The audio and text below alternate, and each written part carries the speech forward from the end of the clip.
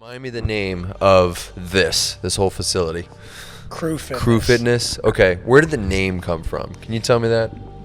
So I actually can't tell you that. Okay. That's the funny story about the name. Okay. Is the previous owners named it CRU, and then there was something involving CrossFit affiliation. Okay. So it's like C.R.U. Okay. And I think they made a name.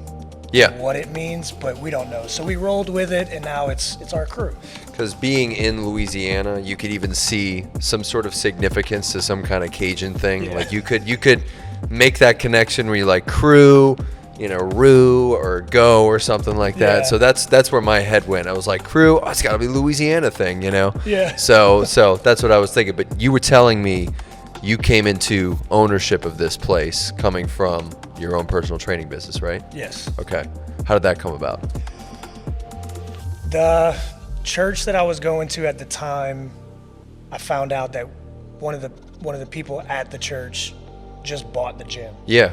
And I had been personal training for about 4.5 years at this point. Okay. It was right when things started opening back up from COVID. Oh, nice. Okay. And so I was kind of looking at other opportunities. They said that they were looking for a coach, and Yeah. then kind of walked right into that position.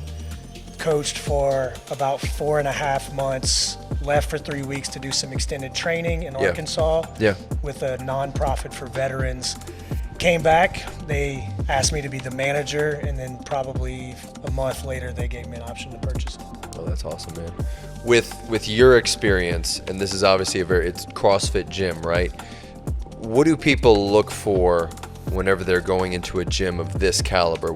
How do they want to feel, I guess, when they enter a facility? Do you see people who are a lot of first timers, or people who know what they want already and they come in and they know what this is going to be essentially when they come in here?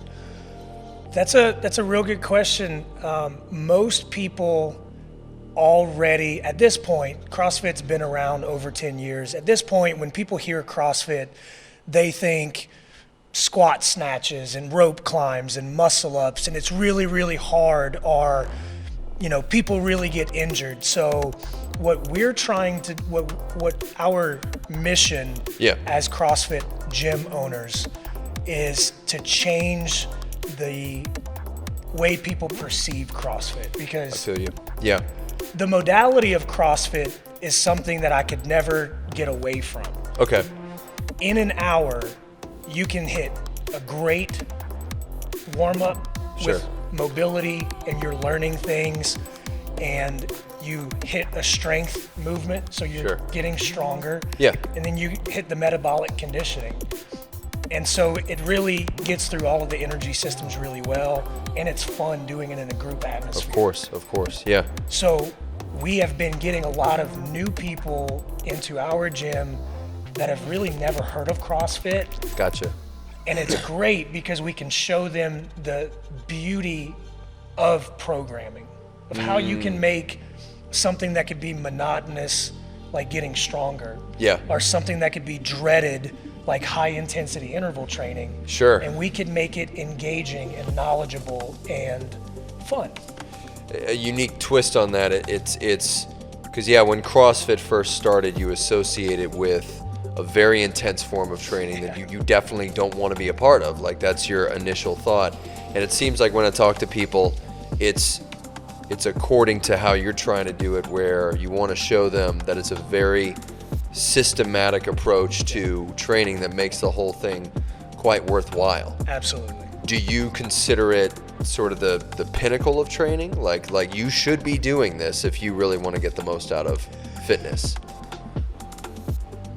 When we talk about longevity, as far as illness and injury prevention, we have to have some sort of metabolic conditioning so that our body can heal from illness and also injury. Gotcha. And then the strength building aspect to keep our joints strong as we age, and we're not able to lift as heavy or lift as long or get that intensity level up. So as far as covering all of the bases and having a proper guide through the process, CrossFit is the pinnacle of what you can achieve in an hour a day.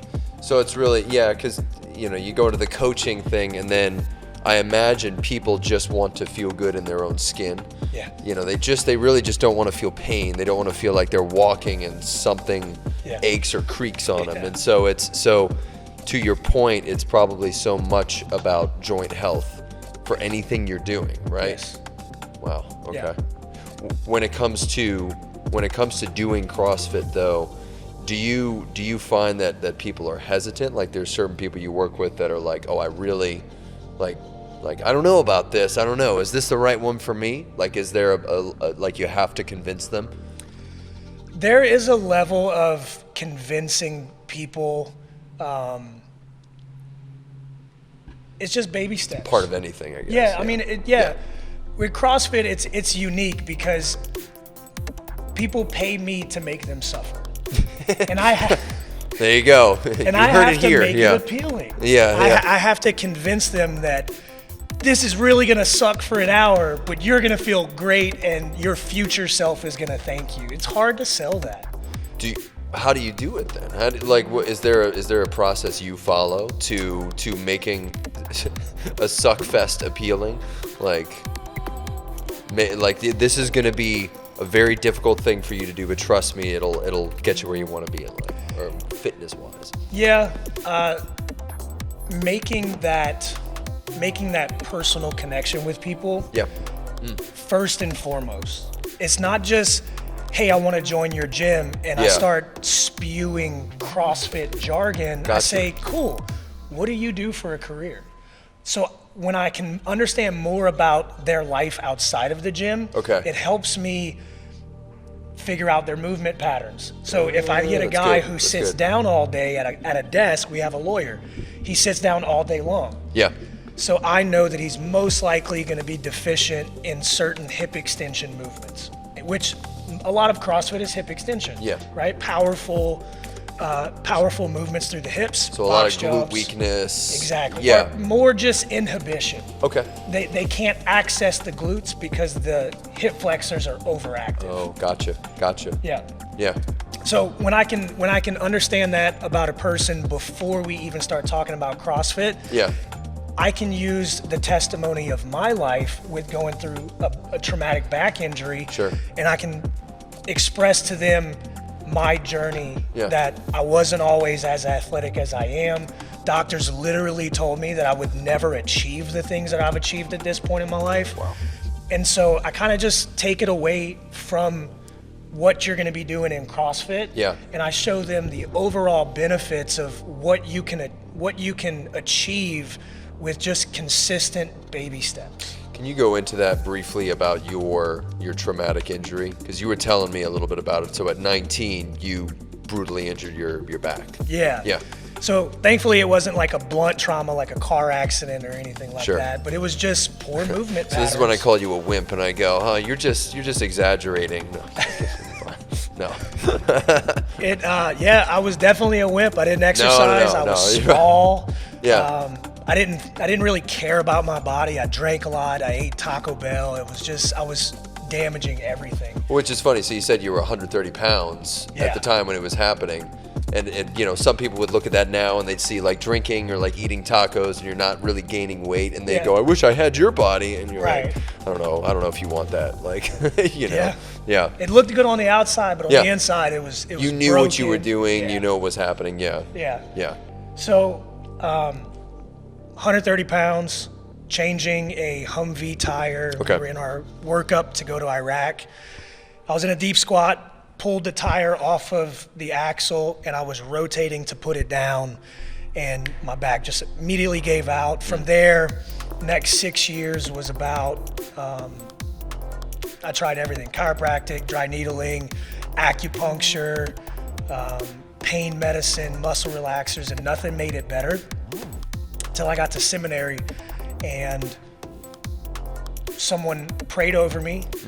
At that moment, I felt almost like my mind was open to the possibility that I could be healed. And for the first time in about 5 years, I was able to touch my toes, and that just blew me away.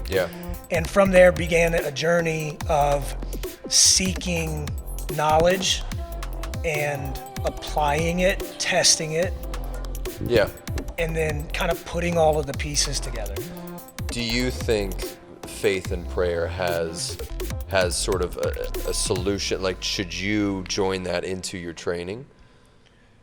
Because that's something I imagine you guys do as well, right? To a certain extent. We try to share the message that Yeah. faith, in a way, In a right? way. When you Yeah. pick up a barbell, you have faith that it's not just going to break into pieces when you're throwing it around overhead. Yeah. Right? Yeah. And then the prayer part, I feel like anyone who's ever got on an echo bike is praying at some point of the workout. You get them to the point where they do that. Yeah. Yeah. You're like, trust It's like me. someone you're somewhere gonna see help me get God. through this. Yeah. Yeah. You'll see him in the distance. Yeah. Yeah. But that's, a lot of people bring that into their story, when they talk about it. It's definitely a big part of my life and everything. But it's when you've tried everything and you don't know where else to go, you get to that point where you're right, you start searching for knowledge, you start acquiring knowledge, and then that's when the change starts to happen more gradually, I'd assume, right? Right. Yeah. Yeah. I mean, the being able to touch my toes, that was immediate. And again, it goes back to just my mind Showing being off. open. I mean, I can touch my toes, but it's hard for me, man. I gotta do it more often. But anyway, continue. Yeah. I'll lay some hands on you if you want. On the podcast. Yes. Saw it here first, folks. But sorry, continue. Keep interrupting. I forgot where we were. Well, you were saying what brought you. So in that process, you said you were able to touch your toes, right? And then what came after that? I guess within that process. So what came after that was a Tough Mudder. Oh, awesome. Yes. Okay. So because I had been fighting with the relapses of back pain, and I mean to the point where breathing was painful because my ribs were trying to expand, Yeah. but I had a muscular imbalance that turned into a dysfunction that turned into an injury. Oof. And now my body's trying to protect it. And so I can't breathe properly because my body's not allowing me to. So when they prayed over me, my mind was open to the possibility of healing. Yeah. And I remember just my back was relaxed. That's awesome. And so from there, I tried to capitalize on that and say, okay, if there's this life that I can live that's pain-free, that I can move, that I can do fun athletic things, what would someone do? Yeah. And so I remember some of the people were doing Tough Mudders, and I mean, before that, I would have never considered it because of the pain of thinking about jumping and running. And I was like, okay, let's set a goal. Yeah. So I set a goal, and that's when I got into CrossFit. I was like, Wow. well, I'm not gonna get fit going to a gym by myself, so let me try this CrossFit thing that I've heard about. Yeah. And I had some times where, doing too many front squats and still not understanding movement patterns and diaphragmatic breathing and bracing, I would get a few relapses, but I just never gave up because I had found freedom. Yeah. I had found something in that moment of being able to touch my toes that I wanted to find that again. Yeah. And every time that my back would relapse, I would just pray first and say, please give me that healing that you gave me. Yeah. And then it was just slowly and surely over the years, it was longer time in between relapses. And now it's at a point where I look at a barbell with 385 pounds on it, and Yeah. for a split second, my brain says, you're gonna hurt yourself. And then I remind myself of the things that I've been through to say, I'm more than ready for this weight. So at this point, you've managed to sort of catch those moments when they occur. Yes. So because of all this training, it's like your brain is ready for those moments where you have that just little twinge of doubt, and then you catch it when it happens in the moment. Yeah. But it's cool that you said you saw longer periods of time, because that logic, I guess, applies to anything in life. Maybe it's addiction, maybe it's something like that, but it seems to have that same process for those things as well. Yeah. So it's like it just longer and longer, and then eventually you're building up the knowledge, you're learning more about yourself, and then you've amassed this, I guess, practice, I suppose, that you know what to do when those moments strike you. Right. Yeah. You build pretty amazing. tools, Yeah. and then you use those tools when you are aware of what is needed. So if I'm about to deadlift 385 pounds, Yeah. the tools that I've developed is strong diaphragmatic breathing contractions to brace my midline. I've developed an awareness of my postural connection. Okay. So making sure that I'm not just rushing to grab that bar and lift it up. I want to set everything in place. Got you. Which is probably what some people do, is they go into it too fast and they don't understand the necessity of, like, well, you know, bracing, getting ready, sort of prepping your body for the task at hand. They're so focused on the end goal of just lifting the weight. Gotcha. That they skip over all of the important things of understanding what can I control. Yeah. Interesting. Which could be something that a lot of people who you know, maybe powerlifters do that as well. I've seen buddies of mine who are big buff, you know, burly guys, and they have the same thing where they just sort of attack the bar, and it's like, you didn't do anything. Like, they just go right under it. And I was like, well, they're strong dudes, so they just, like, you know, they're like elevators, you know, with that bar. Right up. But I just break myself. I'd be like, no, you got to, like, take a second, think about some stuff, and then you can approach it better, you know. Yeah. So.